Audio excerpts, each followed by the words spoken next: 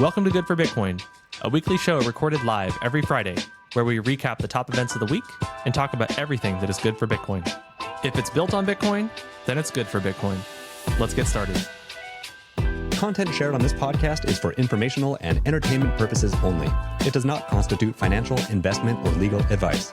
The views and opinions expressed are those of the host and guests and do not reflect the official policy or position of any other agency, organization, or company.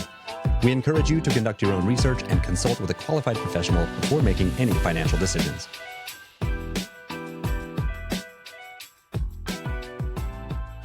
Well, hello, everybody, and welcome to Good for Bitcoin. My name is Brandon, a social media manager at Trust Machines, joined by Jayson today, our marketing manager. Happy Friday, Jayson. Happy Friday, Brandon. Good to be here.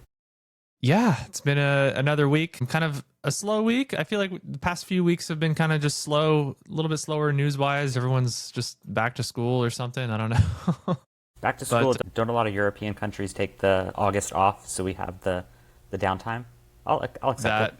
That makes a lot of sense. Didn't think about that, but yeah, that does make a lot of sense. Rethinking that PTO schedule you put in. Yeah, totally. But yeah, we still have a few kind of important things to talk about. Wanted to start off with kind of some Trust Machines related news. We had Granite that announced this really awesome feature to just protect users from additional exploits, potentially, what they're calling adaptive withdrawal caps.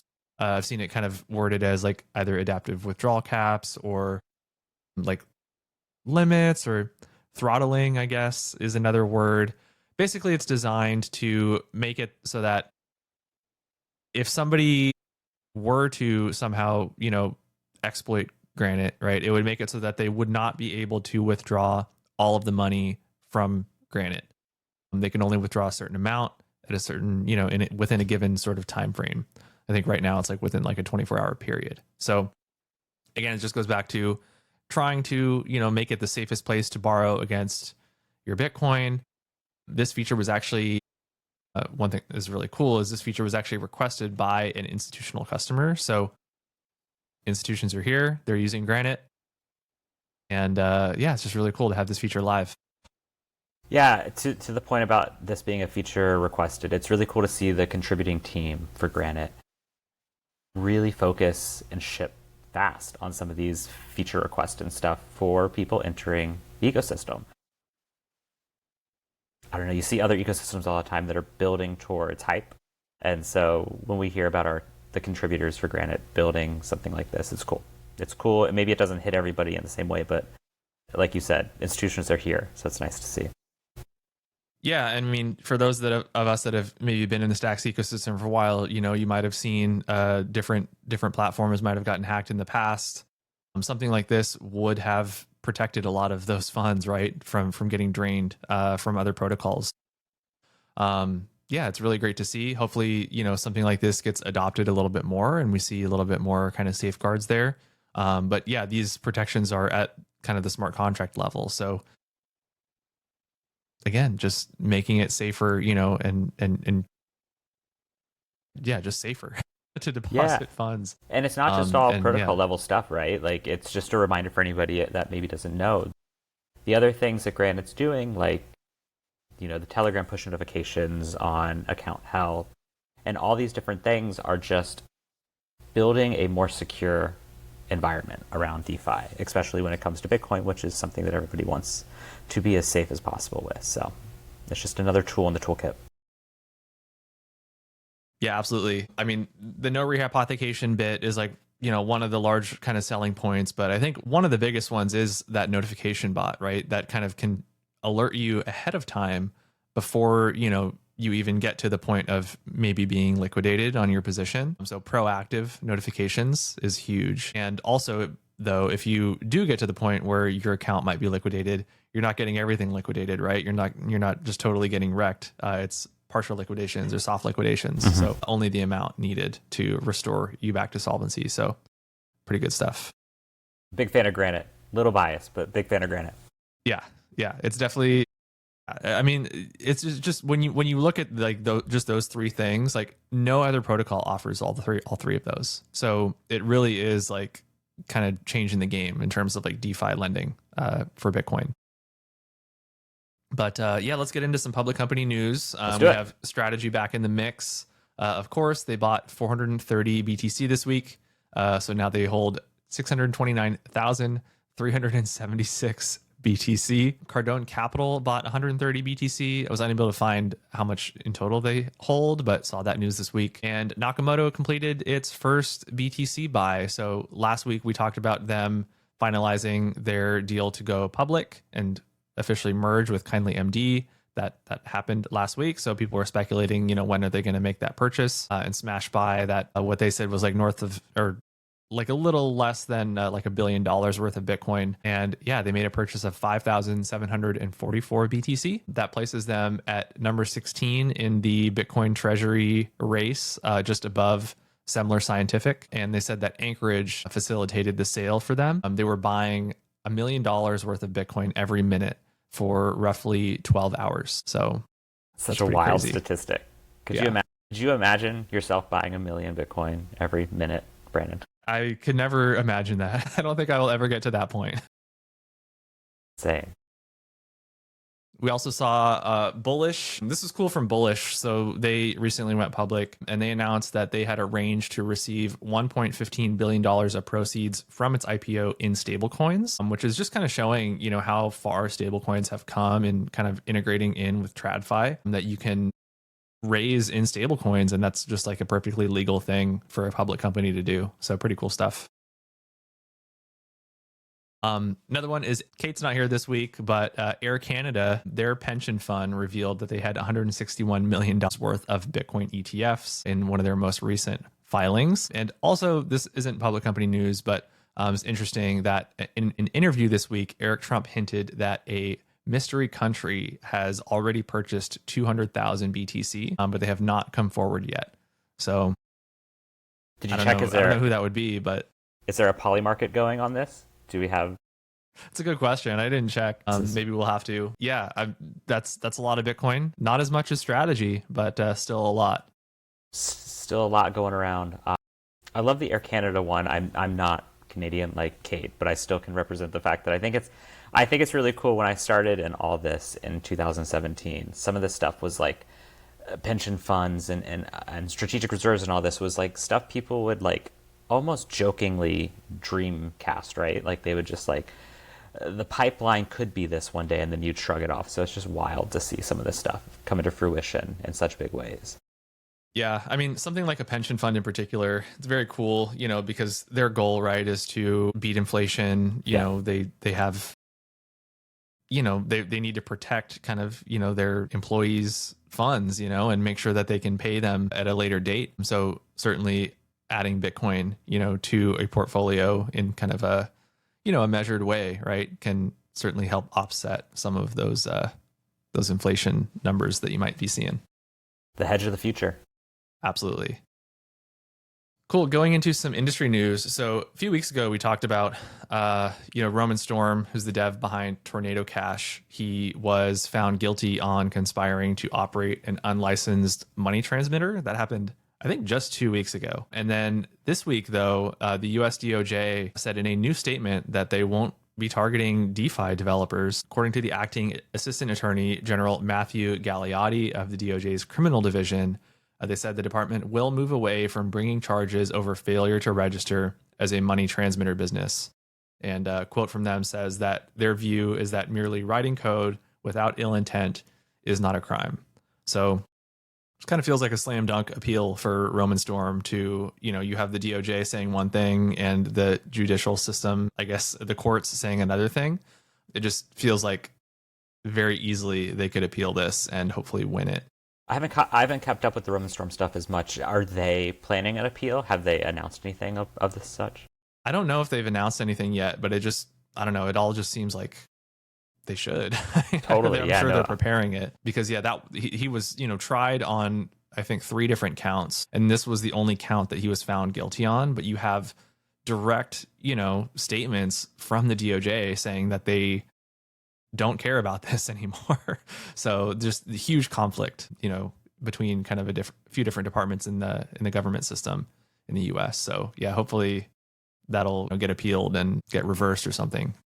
pretty soon. Moving on, I don't have too much on this, but we noticed that Bo Hines was leaving his position as the White House Crypto Council Director to join Tether as a strategic advisor. Certainly a good acquisition for Tether as they look to kind of navigate the Genius Act and become further entrenched in the US. We saw the Tether CEO, Paolo, was at the signing of the Genius Act bill a few weeks ago. So they're, trying to get involved, I think, in the US as best they can. And having somebody like Bo Hines on their strategic advisor on their board or whatever certainly is going to help with that.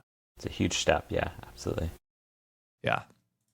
This is probably one of the bigger news items this week, which I think is super interesting. The state of Wyoming has launched its own stablecoin called Frontier.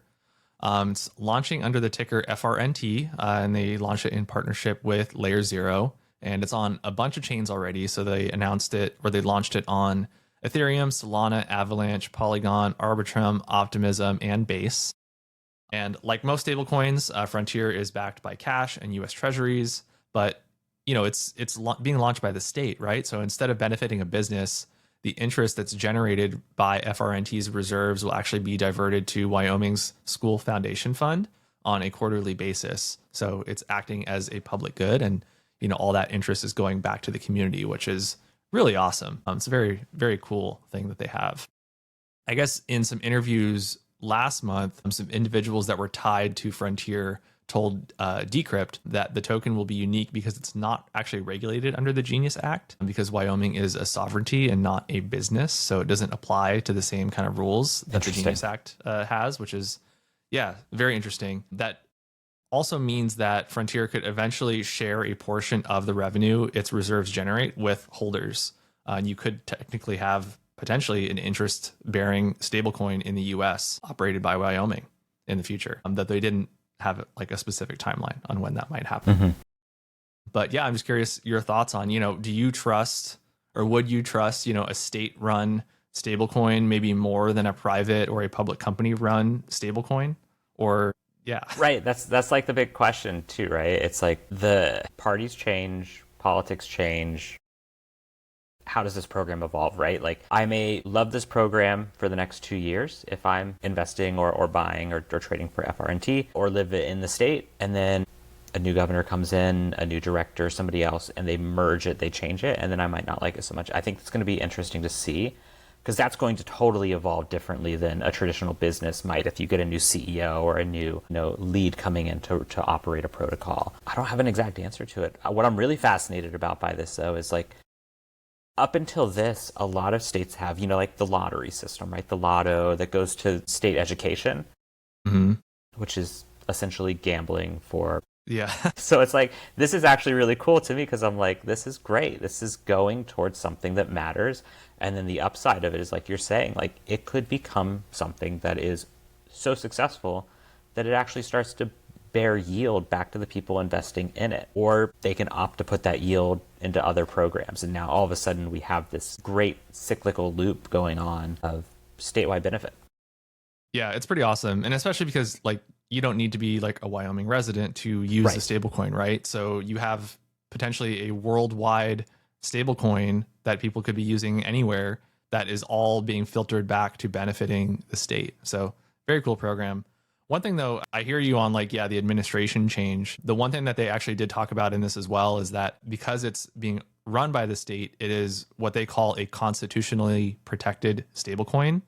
So they gave an example of, a company, like say a private company, right, issues a stablecoin, and maybe they could arbitrarily, decide that maybe they don't want to have people be able to purchase like firearms with like their stablecoin, right? They could just decide something like that as a private company. They can do whatever they want, right? But as a sort of constitutionally protected stablecoin, right, Second Amendment, right to bear arms, they could challenge that, right? And there's some situations there. Free speech, obviously, is another main one.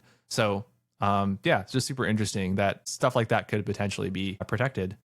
Yeah. Under the Constitution. Yeah.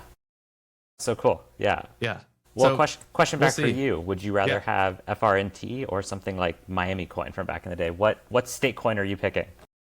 I'm certainly picking FRNT over Miami coin. I think at least then I know that it's going to be worth $1, a few years from now. Fair. Yeah. Yeah. I mean, I don't know. I personally think this is really awesome. I hope that it picks up some traction. I think like at the end of the day, all of these things are very like stablecoins are very centralized. There's no way around that, right? They need to be in order to have that sort of protection, those consumer protections. So if it's going to be if it's going to be centralized, why not have it be run by a state and have some even more protections there? So yeah, very cool. Excited to see, maybe if they come to Bitcoin eventually, that'd be pretty cool too. Even better.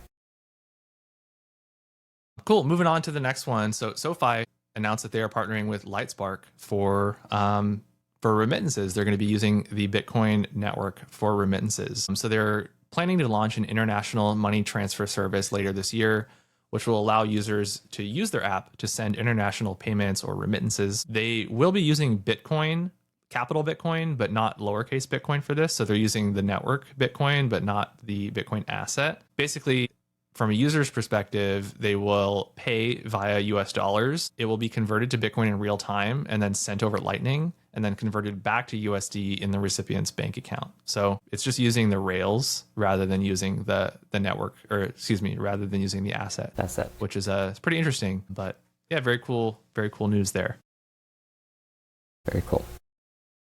Another one, couple cities / countries kind of integrating crypto as well. So first is Buenos Aires, Argentina, announced that they will begin to allow crypto for tax payments. They have switched on what their plan is called BA Crypto, which is a policy package that lets residents and businesses settle city taxes and administrative fees using crypto, including Bitcoin. You had the mayor, Jorge Macri, presented the initiative as an institutional modernization designed to attract investment and make compliance easier. And in a quote, he said, "The goal is for the city to be a world leader in crypto. These measures ensure the crypto world sees that the city is increasingly friendly. The digital economy compels us to update and adapt with a modern, agile, efficient, and intelligent state. We want talent to find a place to grow, innovate, and lead without obstacles." So yeah, Buenos Aires trying to be another crypto capital in the world. It's pretty crypto cool. Friendly. I love it. I'm still not paying my taxes with my Bitcoin, but I love it. Maybe if you have stable coins, right? Especially for somebody like, in Argentina, right? Exactly. Inflation is still very bad. So if you have stable coins and you could maybe pay in stable coins, US based stable coins, that would certainly be preferable. Absolutely. Another news from Thailand. So Thailand has announced this new initiative called Tourist DigiPay, which is exactly what it sounds like. So it's going to allow Taiwanese visitors to pay with crypto. They're running it for an 18-month trial period. Basically, tourists will pay via QR code, and then merchants will receive e-money representing the local currency, Thai baht.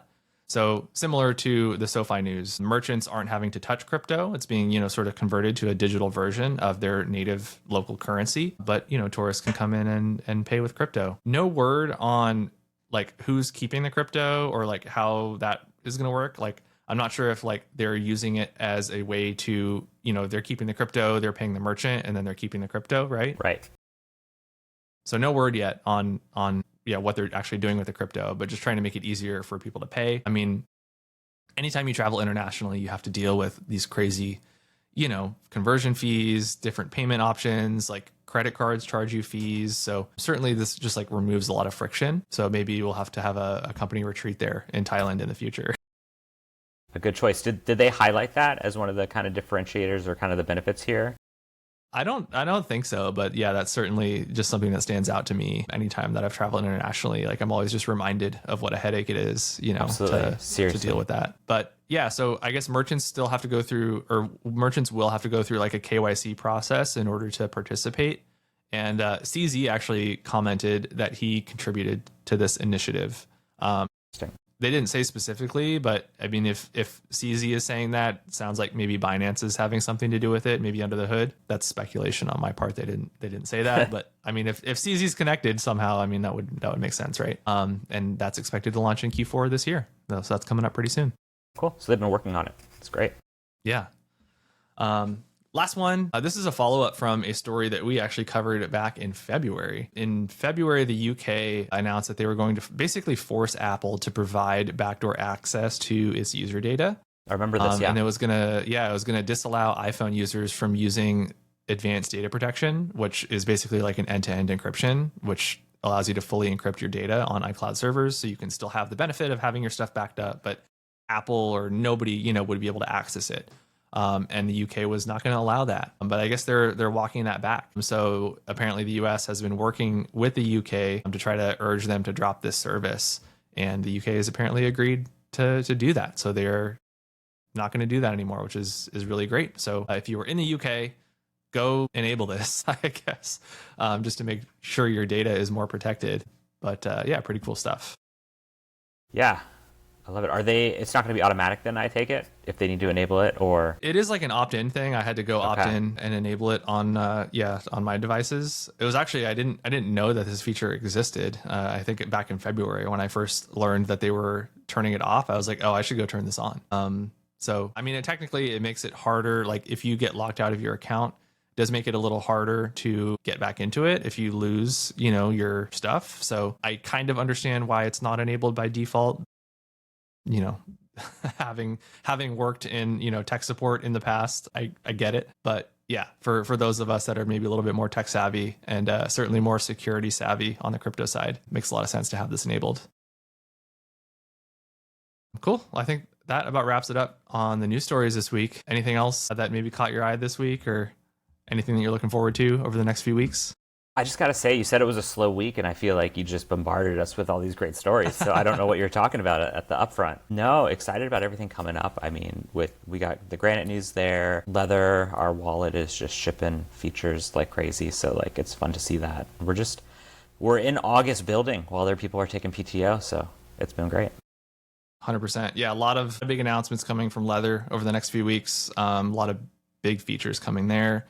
Granite as well. Over the next few weeks, there's going to be a lot of news from the TM apps. So yeah, Locker, all three of them. Yeah, absolutely. Yeah, that's right. Yeah, we'll have to cover that as well. Yeah, but thank you all for tuning in. Jayson, thanks for joining us this week. Thanks for having me. Back next week. But yeah, have a great weekend, everybody, and we'll see you all next week. Bye.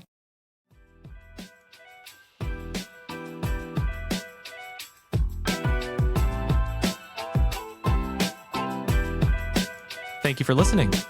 We record Good for Bitcoin live every Friday at 2 p.m. Eastern Time on X. Please follow us at Trust Machines Co. if you would like to listen and engage with us live. Visit us at trustmachines.co for all the latest Bitcoin news. We'll see you next week.